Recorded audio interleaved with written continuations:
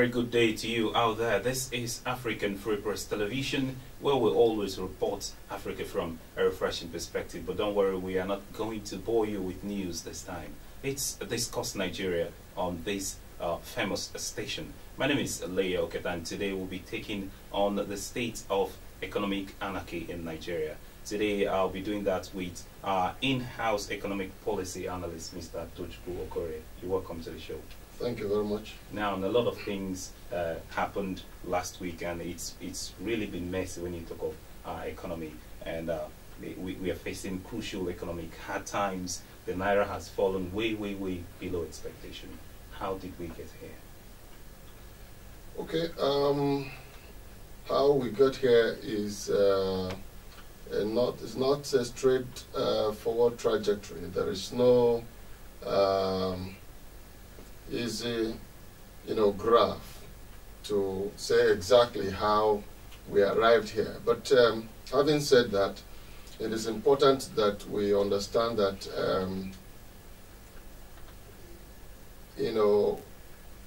inaction is by itself an action, and the outcome of your action and inaction, the interplay of your action and inaction, usually, they are, like they say, action and reactions, equal and opposite. So in our economic journey in the recent past, there's been a lot of inaction, which is by itself a statement of direction to investors, to all kinds of stakeholders in the system, and the economy itself is responding to some of those inactions. Yes, there have been what you may call sporadic interventions here and there, but my view is that number one, they are not even so well structured or organized, and so you wouldn't even be able to say the expected outcome from some of those interventions. So it's a messy situation, all right, but I hope we get out of it very soon. And there is this blame chain. I call it a blame chain from one government to another, people looking at what are the causes of these economic hard times we are facing. Some say it's due to the huge drop in crude oil prices, and some say we depend too much on importation. Others talk of depleted FX reserves and so many other things, national and state debt. What actually is the cause in your perspective? There is an interrelation of all of those factors. There is not a single factor that determines all by itself the foreign exchange situation of any country. There is a baseline currency, okay, which in Nigeria's case is the dollar. And we denominate against the dollar, and the imbalance between the economic situations in both countries directly affects exchange rates, for example. Now, reserves is always like a buffer, all right? It's an indication of how strong an economy is. And so investors respond to that indication, or that indicator. Is a very important indicator. So when your reserves are low, it ultimately says the economy is weak. So it's a major factor. Now, secondly, the flurry of importations, and don't forget that there is the official importation and there is the unofficial importation. Most of the times, what we deal with when we discuss forex and foreign reserves is official importation. which are tied, the payments of which are tied to, what we have stored in terms of dollar and gold and some other, forms of reserves, that there are, so that at every given time, the size of your reserve must be able at least to pay, for projected imports during a given period of time.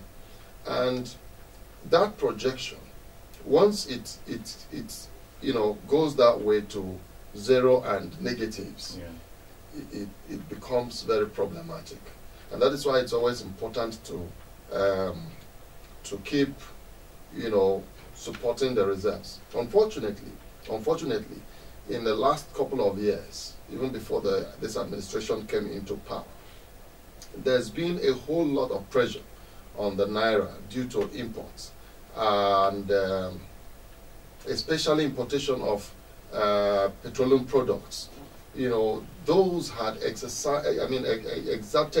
enormous influence on enormous,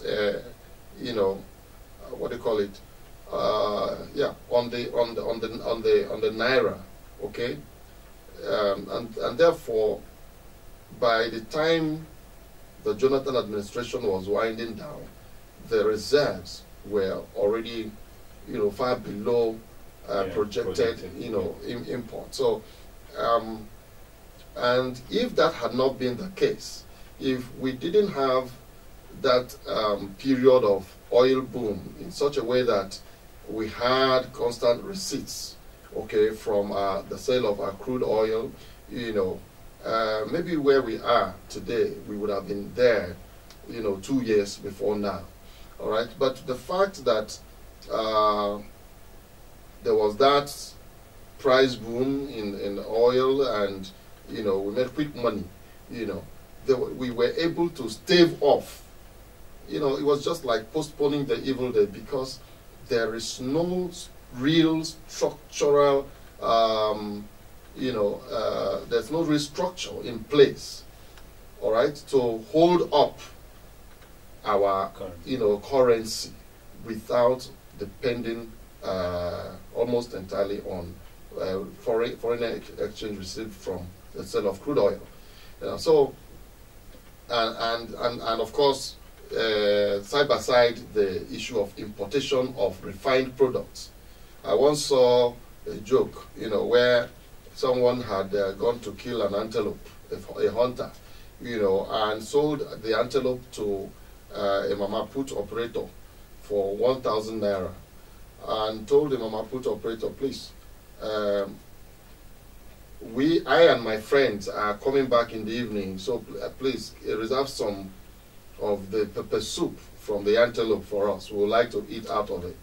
And then that evening, the guy came along with his friends, and by the time they were done, they had spent about 5,000 plus on the very antelope that he sold for 1,000.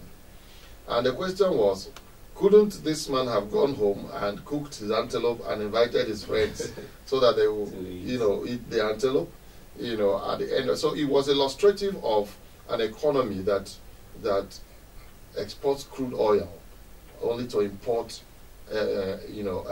refined products at probably twice the amount they would have spent altogether. Well, before I come back to the importation, exportation issue, and then probably the restrictions which the CBN has placed on some of these things. Now, let's look at it from this perspective. We've been talking about devaluing or not devaluing our currency. Could you say officially Naira has been devalued? Officially, no. Unofficially? But unofficially, yes. The issue of devaluation has no basis in economics. All right, because which is why I said we don't have the structure to support, the naira to stand. To stand, and that structure talks about, production. All right, Because if you don't have, okay, now that oil or prices are kissing the dust, now it's difficult to get foreign reserves. I mean, to get foreign exchange to beef up our reserves. Okay, so how do we do it? The only structure that could support this would have been a very strong, productive economy. All right, that is that is of course. So right now, you know, the non-oil exports that we have you know, basically primary produce, you know, from agriculture and all of those, which are not, you know, nothing, you know, it's like a drop in the ocean. And so, but talking about, you know, moving away from you know, issues of importation and all that, there are other factors that also, you know, drive the price of forex, the stability of a currency. For example, the local microeconomy. You understand? There's been a policy error, a very serious policy error on the part of CBN. Unfortunately, I also heard the president saying he personally was in charge of running some of these things, you know, so that people should not blame CBN or the CBN governor. Well, for me, as a professional, I know officially the buck stops not at the president table this time, but at the table of the CBN governor, who is officially, all right, saddled with the responsibility of managing our monetary policy, you know, in such a way as to balance some of these variables that affect, you know. So for me, the issue, the point at the point where we overreacted, I call it an overreaction, you know, restricting deposits in foreign currency, you know, locally, restricting transactions generally in foreign currency locally, for me was a wrong policy direction. Because in situations such as we have found ourselves, the proper thing would have been to encourage, you know, the inflow of dollar, you know, because, you know, the fact of life, demand supply is in simple economics, is actually a fact of life. There is no two ways about it. There are only very few commodities that disobey, you know, that has an entropy, not necessarily an outright disobedience to that law or that rule. There's sometimes an entropy when it comes to some type of you know, goods, you know, but basically, where there is a scarcity of any product, and forex is a product, make no mistake about that. And naira is what you use to buy that product. Okay, so if there is a scarcity of that product in, you know, any economy, chances are that, you know, price for that product will rise. The price for the dollar is how much you pay for $1 in terms of naira. And when you look at actually how some of these banks give them out, the foreign currency, you come and you say, I want to go and import this, they give you. I want to go and import that, they give you. I think most of, not just restricting what the CBN has done, restricting it totally. They should be given, say, a number of companies that are into serious business, let's say manufacturing businesses, that want to maybe import maybe some chemicals, foreign chemicals you can't use here. You give them that. The problem with that position, I sympathize with those who hold that position, but the key issue is, what alternatives do you have on ground? For example, if you say Nigerians should not import fabrics, okay, how many textile companies produce this material? And we are going back to the government. Yeah. You know, so it's all a matter of structure. You don't put the cart before the horse. Where there is a structure, for example, there was this avant-garde move by the last administration to build up on food, you know, local food production. For example, rice production, importing only the estimated gap between expected consumption and local production. That's very risky.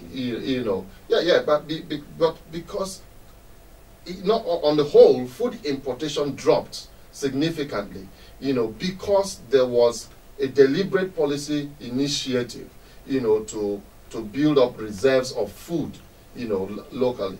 Now, if you don't have reserve of food and you are banning food importation, that's disaster, knocking on the door. Do you understand?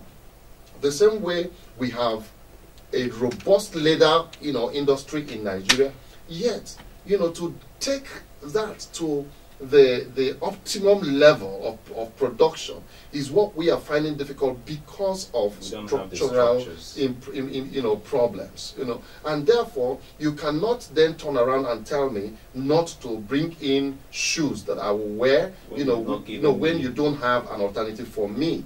These are some of the challenges with, like I said, I seriously sympathized, with the governor of CBN when he said, people import toothpicks. Do we have one factory in Nigeria that produces toothpicks? So while that is, the case, while we don't have that in place, for goodness sake, there is no way you can stop anybody from importing toothpicks, because as little as that is very important in the life of an average human Well, being. you've been watching Discuss Nigeria on African Free Press Television, and today we've been taking on the state of economic anarchy in Nigeria with our in-house economic analyst, Mr. Toochukwu Okorie. We'll be going on a short break. When we come back, we're going to look at these challenges, how it affects the simple things we do every day, how it affects buying curry and tomato from the market, how it affects the common and the masses in the country. Stay with us.